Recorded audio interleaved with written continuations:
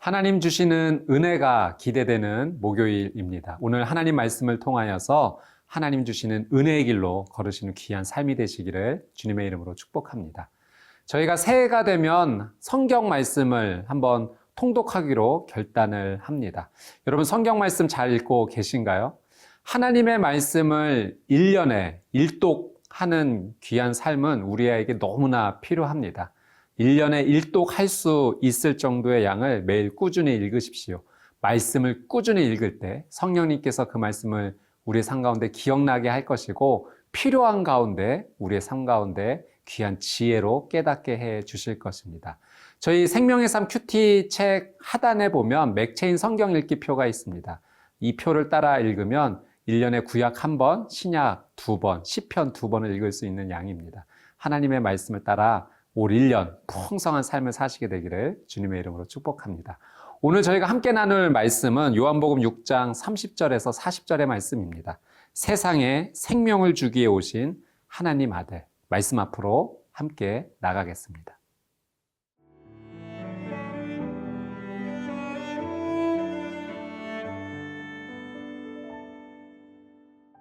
요한복음 6장 30절에서 40절 말씀입니다. 그들이 묻되 그러면 우리가 보고 당신을 믿도록 행하시는 표적이 무엇이니까? 하시는 일이 무엇이니까? 기록된 바 하늘에서 그들에게 떡을 주어 먹게 하였다 함과 같이 우리 조상들은 광야에서 만나를 먹었나이다. 예수께서 이르시되 내가 진실로 진실로 너희에게 이르노니 모세가 너희에게 하늘로부터 떡을 준 것이 아니라 내 아버지께서 너희에게 하늘로부터 참떡을 주시나니 하나님의 떡은 하늘에서 내려 세상에 생명을 주는 것이니라. 그들이 이르되 주여 이 떡을 항상 우리에게 주소서. 예수께서 이르시되 나는 생명의 떡이니 내게 오는 자는 결코 줄이지 아니할 터이요 나를 믿는 자는 영원히 목마르지 아니하리라. 그러나 내가 너희에게 이르기를 너희는 나를 보고도 믿지 아니하는도다 하였느니라. 아버지께서 내게 주시는 자는 다 내게로 올 것이요 내게 오는 자는 내가 결코 내쫓지 아니하리라. 내가 하늘에서 내려온 것은 내 뜻을 행하려 함이 아니요 나를 보내신 이의 뜻을 행하려 함이니라. 나를 보내신 이의 뜻은 내게 주신 자 중에 내가 하나도 잃어버리지 아니하고 마지막 날에 다시 살리는 이것이니라. 내 아버지의 뜻은 아들을 보고 믿는 자마다 영생을 얻는 이것이니 마지막 날에 내가 이를 다시 살리리라 하시니라. 30절 말씀 함께 보겠습니다.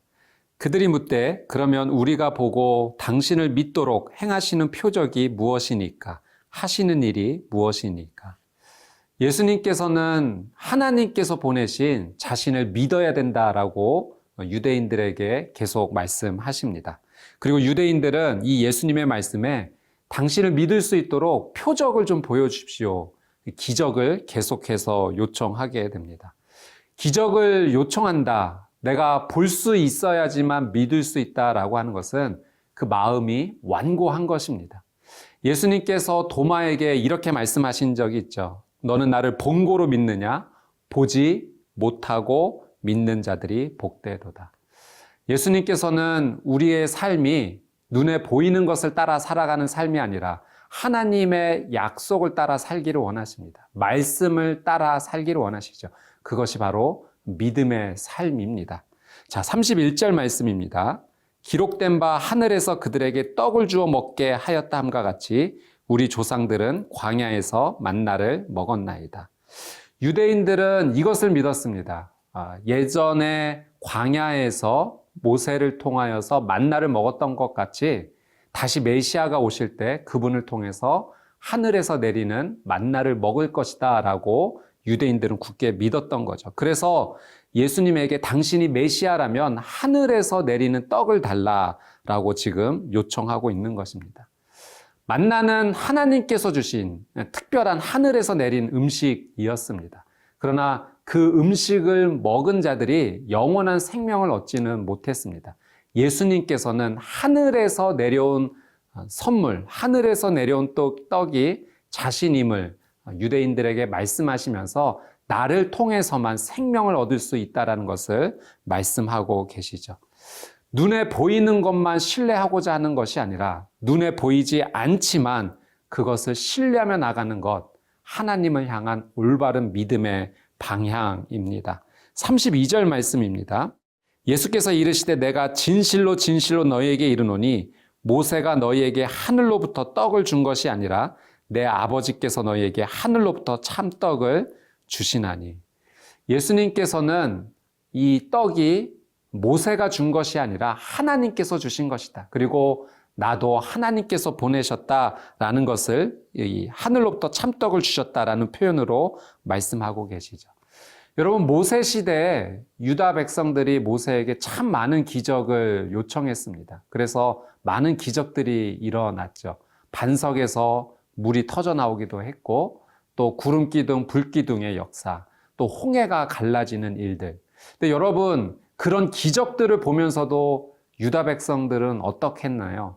끝내 불평했고 원망했고 하나님을 믿지 못했습니다. 그래서 그들은 하나님을 신뢰하지 못했기 때문에 하늘에서 내려온 만나를 먹고도 광야에서 모두 죽게 되었죠. 가나안 땅에 들어가지 못했습니다.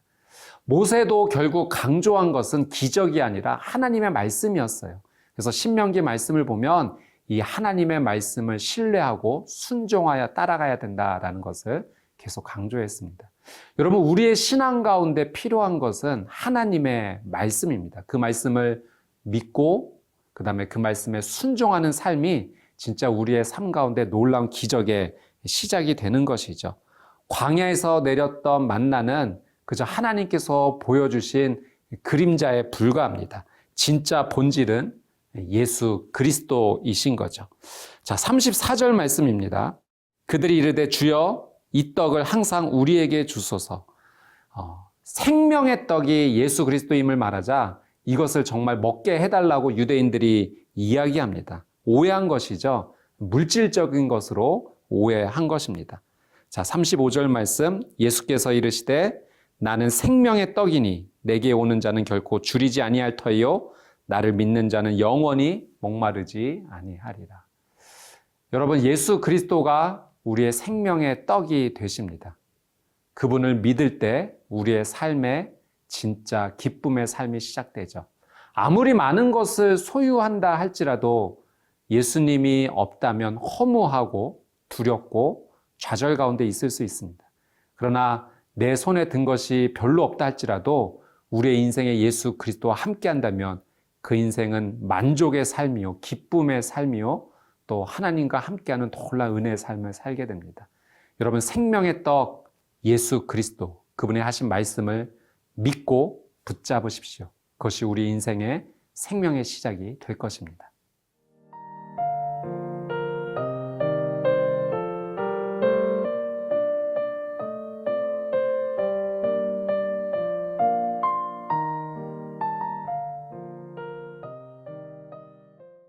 예, 36절 말씀 함께 보겠습니다.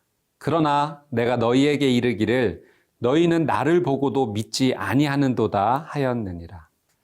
지금 예수님을 코앞에서 눈앞에서 보고 있는데도 유대인들은 예수님을 믿지 못했습니다. 그들이 영적으로 얼마나 불감증에 있는지를 볼 수 있는 거죠. 여러분, 우리의 믿음은 어떨까요? 우리가 혹시 이 영적 불감증, 믿음 불감증에 혹시 걸려 있지는 않는지 오늘 이 유대인들의 모습을 보면서 우리의 모습을 한번 점검해 보고자 합니다. 라디오를 우리가 듣게 될 때 그 라디오 채널 주파수를 잘 맞춰야 됩니다. 그래야지 정확한 그 라디오의 방송을 들을 수가 있죠. 이것이 잘 맞지 않으면 제대로 수신되지 않습니다. 또 지하에 있다거나 그러면 이 라디오를 제대로 들을 수 없습니다. 라디오 채널을 방해하는 그 모든 요소를 제거하고 또 채널을 잘 맞추고자 할 때 정확하게 그 방송을 들을 수 있는 것처럼 여러분 우리의 믿음의 채널, 하나님을 향한 이 채널이 내가 지금 방해받고 있지는 않는지 그리고 정확한 채널에 맞춰져 있는지를 점검해야 합니다. 하나님의 말씀을 온전히 우리가 듣고 배우고 볼 수 있어야지 하나님의 귀한 뜻을 따라갈 수 있습니다. 오늘 이 하루의 삶 가운데 나의 영성과 믿음을 방해하는 그것이 있다면 그것을 오늘 제거하는 귀한 하루가 되시기를 주님의 이름으로 축복합니다. 38절 말씀입니다. 내가 하늘에서 내려온 것은 내 뜻을 행하려 함이 아니요 나를 보내신 이의 뜻을 행하려 함이니라. 예수님의 최고의 관심은 어디에 있었는가? 하나님의 뜻에 있었어요. 내가 하나님의 뜻대로 살겠다라고 하는 것이 예수님의 최고의 관심이었죠. 예수님께서 그렇게 결단하신 것은 하나님을 두려워해서가 아니라 정말로 사랑했기 때문에 그렇습니다. 여러분, 어떤 대상을 정말 사랑하면 그 마음이 어떠한지 궁금하게 됩니다. 그래서 자주 대화를 하게 되죠. 대화를 나누는 가운데 상대방의 뜻이 어디 있는지를 발견하게 됩니다. 예수님은 하나님을 정말로 사랑하셨기 때문에 하나님과 자주 대화를 나누셨고 하나님의 뜻을 분명히 아셨습니다. 그래서 예수님의 관심은 하나님의 뜻대로 살고자 노력하셨던 거죠. 여러분, 우리도 우리의 삶의 방향과 목표가 하나님의 뜻을 이루고자 하는 곳에 있는가 다시 한번 점검해 봐야 됩니다. 하나님의 뜻을 알고자 원한다면 말씀을 읽어야 합니다. 기도해야 됩니다. 이것은 단순히 해야만 한다라는 어떤 압박 때문에 하는 것이 아니라 정말로 하나님을 사랑하기 때문에 그분의 뜻을 알고 싶어 말씀을 찾고 그분의 귀한 뜻을 얻고자 하나님 앞에 기도하는 것이죠. 말씀과 기도로 다시 하나님의 뜻을 구하는 저와 여러분의 삶이 되시기를 주님의 이름으로 축복합니다. 39절 말씀입니다. 나를 보내신 이의 뜻은 내게 주신 자 중에 내가 하나도 잃어버리지 아니하고 마지막 날에 다시 살리는 이것이니라. 예수님께서는 자신에게 온 자를 하나도 잃어버리지 않겠다라고 말씀하셨습니다. 예수님은 우리의 선한 목자가 되시죠. 목자는 양을 잃어버리지 않습니다.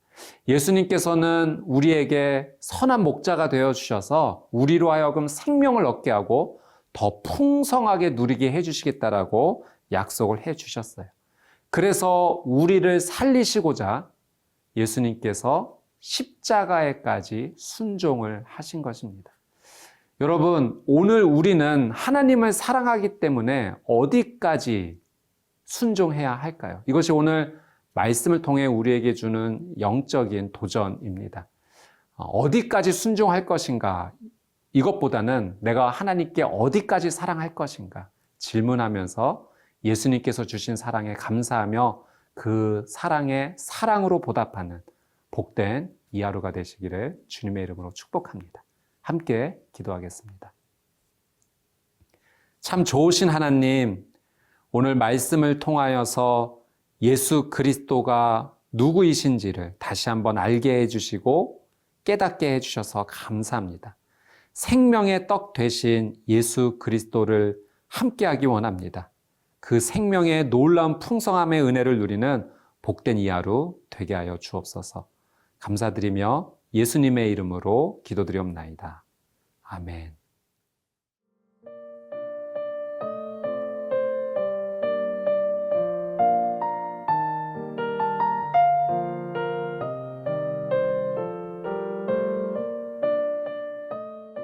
이 프로그램은 시청자 여러분의 소중한 후원으로 제작됩니다.